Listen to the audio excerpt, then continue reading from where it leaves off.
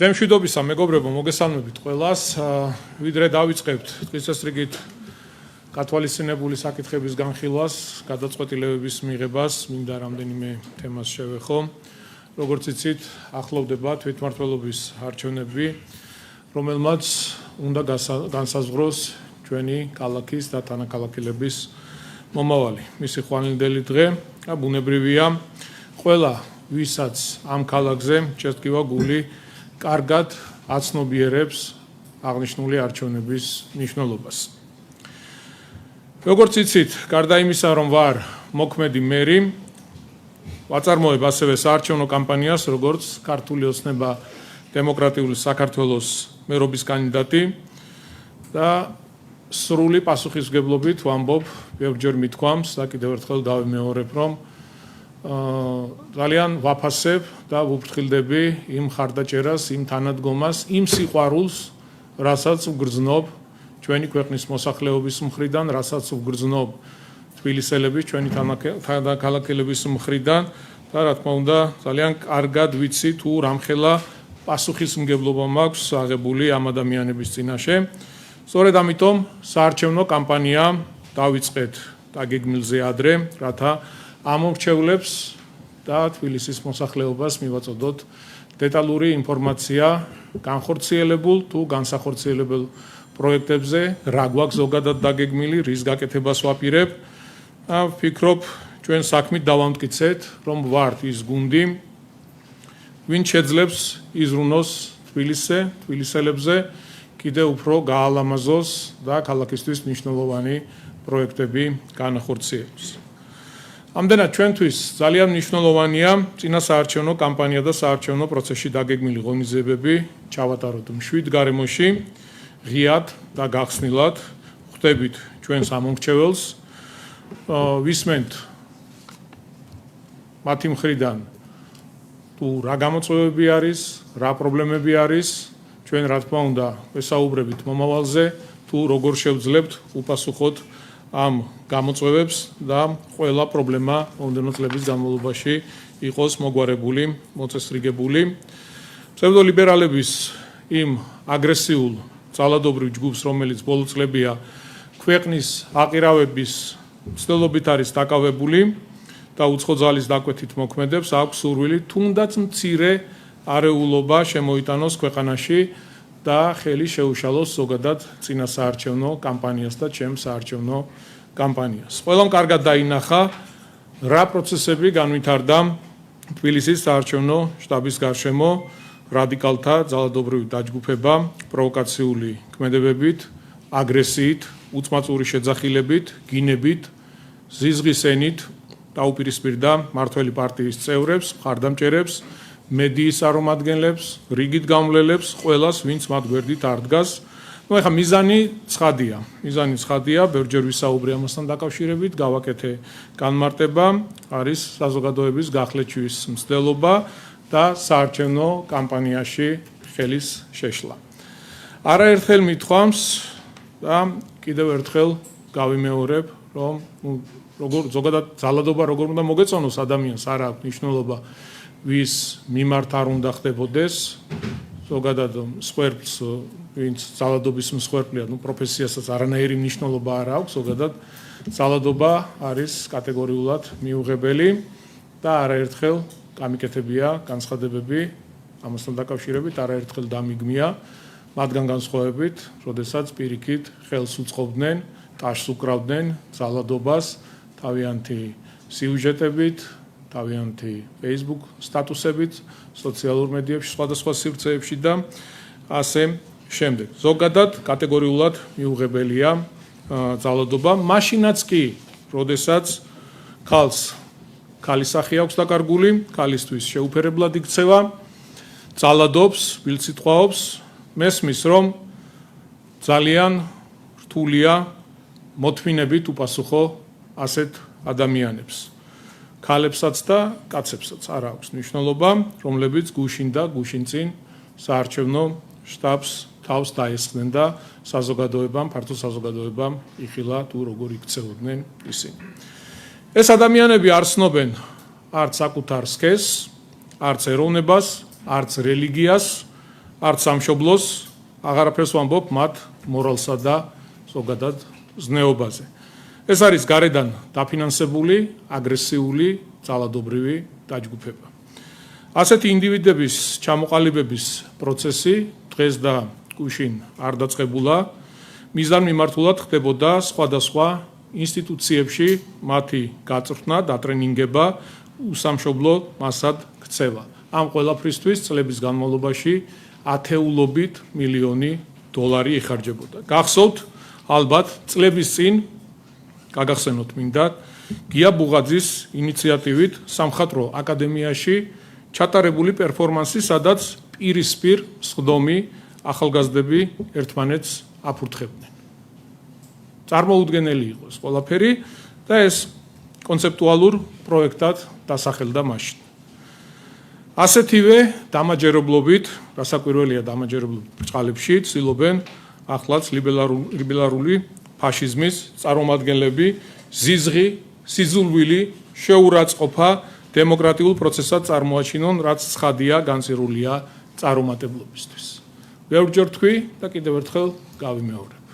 ყველა პოლიტიკური პარტია, პოლიტიკოსი თუ მათი უსამშობლო ხარდამჭერები, ვინც დაკავებულია შეურაცხყოფით, ზიზღით, ემსახურება სხვა ქვეყნის ინტერესებს, ახორციელებს სხვა ქვეყნიდან დავალებებს, რა თქმა უნდა, მათ არანაირი მომავალი არ აქვთ პოლიტიკაში და ისინი ყოველთვის განცირული იქნებიან მარცხისთვის. თუმცა კიდევ ერთხელ გავიმეორებ, რომ ჩვენ მათ ყველა ქმედებას მოთმინებით უნდა უპასუხოთ, რადგან სწორედ სიძულვილით პასუხი არის ის, რასაც ეს ადამიანები ელოდებიან. ჩვენ უნდა მოვიქცეთ არა მათი უღირსობით, არამედ ჩვენი ღირსების შესაბამისად. დაუბრუნდები ისევ არჩევნებისთვის სამზადის ამ პროცესს ხელს ვერც უსამშობლო აგენტები შეუშლიან და ვერც მათი დამკვეთები. ჩვენ გვაქვს აღებული პასუხისმგებლობა თბილისელების წინაშე და გაძლევთ პირობას გაგრძელდება თბილისის განვითარება, გაგრძელდება ყველა რეფორმა, რაც ჩვენი დედაქალაქისთვის სასიცოცხლოდ მნიშვნელოვანია. დღეს უკვე ვთქვი და კიდევ ერთხელ გავიმეორებ, თუ ისინი კეტავენ გზებს და არ აძლევენ მოქალაქეებს თავისუფლად გადაადგილების შესაძლებლობას, ჩვენ ხსნით რეაბილიტირებულ ქუჩებს, რეაბილიტირებულ პარკებს, სკვერებს, ახლად აშენებულ ბაღებს, სპორტულ მოედნებს. თუ ისინი ზიზღისენით უპირისპირდებიან ყველას, ვინც მათ გვერდით არ დგას, ჩვენ ვესაუბრებით მოსახლეობას მათ პრობლემებზე და ვცდილობთ დავძლიოთ დედაქალაქში არსებული გამოწვევები.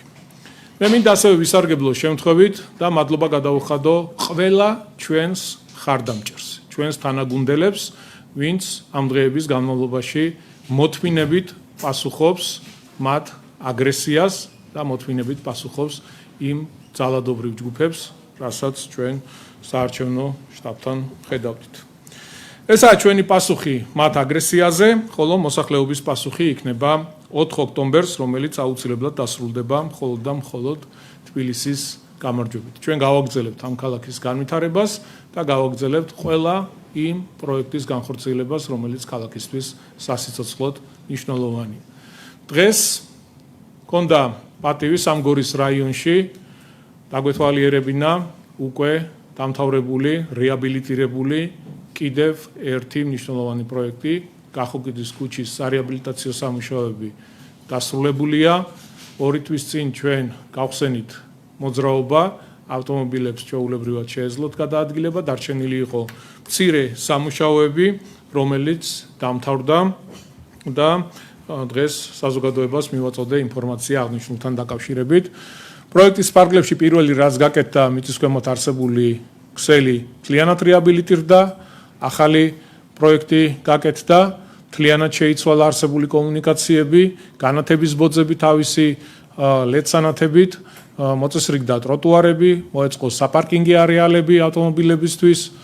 ყველას გვახსოვს, განსაკუთრებით იმ ადამიანებს, ვინც აღნიშნულ ქუჩას იყენებდა და იყენებს, რამდენად მძიმე, გაუსაძლისი და ქაოტური მდგომარეობა იყო კახოკიძის ქუჩაზე. დღეს ყველანაირად მოწესრიგებულია. ერთადერთი რაც არის დარჩენილი, ეს არის ახალი პარკის სამშენებლო სამუშაოები, რომელიც 3 ჰექტარ ტერიტორიაზე არის. მინდა კიდევ ერთხელ მადლობა გადაუხადო ადგილობრივ მოსახლეობას ხარდაჭერისთვის, თანადგომისთვის, იმიტომ რომ მათი ჩართულობით მოხდა 100-მდე უსახური ფარეხის დემონტაჟი და ძალიან დიდი სივრცე გამოთავისუფლდა, სადაც პარკის მოწყობის სამუშაოები მიმდინარეობს და წლის ბოლოს მთლიანად დამთავრებული იქნება. კიდევ ერთი რეკრეაციული სივრცე შეემატება სამგორის რაიონს და ზოგადად ჩვენს დედაქალაქს. რა თქმა უნდა, გავაგრძელებთ ასეთი პროექტების გაკეთებას ჩვენი ულამაზესი თბილისისთვის. გლდანის რაიონის გამგეობა მეოთხე მიკრორაიონის ნომერ 100-112 კორპუსებთან სკვერის მოწყობის სამუშაოები დაასრულა. სამუშაოების ფარგლებში უკანონო შემოღობებისა და ავტოფარეხების დემონტაჟი განხორციელდა. აქაც მინდა ძალიან დიდი მადლობა გადაუხადო აქაც მოსახლეობას, ზუსტად მათი ჩართულობით მოხდა ფარეხების დემონტაჟი და გამონთავისუფლებულ სივრცეზე მოეწყო ძალიან კარგი დასასვენებელი სივრცე, სადაც განთავსებულია ბავშვებისთვის შესაბამისი ატრაქციონი, ასევე მოსასვენებელი პავილიონები, ფიტნეს ზონები, დამონტაჟდა გარეგანათებისა და სარწყავის სისტემები, ყველანაირად მოწესრიგებული სივრცეა. ჩვენი მთავარი მიზანი დამოცანა არის, რომ ყველა რაიონში შევიდეთ უბნების დონეზე, სადაც არსებობს ასეთი სივრცეები, მოვახდინოთ მათი განახლება, შევქმნათ ისეთი ადგილები, სადაც იქ მცხოვრებ ადამიანებს პირველ რიგში ექნებათ საშუალება გართობის, დასვენების, ვარჯიშის, განტვირთვის და ასე შემდეგ. რა თქმა უნდა, გავაგრძელებთ მუშაობას ამ მიმართულებით. მინდა მოგაწოდოთ ინფორმაცია თბილისობის დღესასწაულთან დაკავშირებით, რომელიც წელს იმის გამო, რომ 4 ოქტომბერს არის არჩევნები, ჩატარდება 20-21 სექტემბერს. ღონისძიების მთავარი ლოკაციები კვლავ ორბელიანის მოედანი და რიყის პარკი იქნება, სადაც 2 დღის განმავლობაში სტუმრებს მრავალფეროვანი პროგრამა დახვდებათ. 20 სექტემბერს სახელმწიფო ცერემონიების სასახლეში ტრადიციულად საპატიო თბილისელების დაჯილდოების ცერემონია გაიმართება, რომელიც სატელევიზიო ეთერით გადაიცემა, ხოლო 21 სექტემბერს ევროპის მოედანზე საზეიმო კონცერტი ჩატარდება. რაც შეეხება დანარჩენ ღონისძიებებს, ორივე დღეს ორბელიანის მოედანზე წარმოდგენილი იქნება გამოფენები, თეატრალიზებული გასართობი თუ საბავშვო პროგრამები. აბანოთ უბანში 20-21 სექტემბერს ჩატარდება გამოფენა გაყიდვა თბილისური მრავალფეროვნება, ხოლო რიყის პარკში მისულ სტუმრებს დახვდებათ საბავშვო წარმოდგენები და ქართული ესტრადის შემსრულებლების მონაწილეობით საზეიმო კონცერტი. 21 სექტემბერს 20 საათზე ევროპის მოედანზე, როგორც უკვე გითხარით, დაიწყება თბილისობის საზეიმო კონცერტი. ეს არის ღონისძიებების მოკლე პროგრამა, ჩვენ დეტალურად კიდე მოგაწვით ინფორმაციას ორივე დღესთან დაკავშირებით, თუ რა გასართობი პროგრამები გაიმართება, ჩემი თხოვნა იქნება, რომ მთავრობის ცნობის მერე გავაკეთოთ განმარტებები აღნიშნულთან დაკავშირებით, რომ უფრო მეტი ინფორმაცია გქონდეს პროგრამის სახით მოსახლეობას. ასე რომ გელოდებით ყველას 20-21 სექტემბერი გაიმართება თბილისობის დღესასწაული. მინდა ასევე ერთ მნიშვნელოვან პროგრამასთან დაკავშირებით მოგაწოდოთ ინფორმაცია. დღეიდან განახლდა განცხადების მიღება კონკურსის შემოქმედებით თბილისის მეორე ეტაპზე. კონკურსი 2019 წლიდან ამოქმედდა და მისი არსებობის მე-6 წელს თბილისის მერიის ხელშეწყობით უკვე 230-მდე საინტერესო პროექტი იქნა დაფინანსებული და განხორციელებული. კონკურსის მთავარი მიზანი შემოქმედებითი ინდუსტრიის განვითარების ხელშეწყობა, ამ სფეროში ჩართული ხელოვნებისა და სახელოვნებო ჯგუფების შემოქმედებითი იდეების წარმოჩენა და მისი რეალიზება.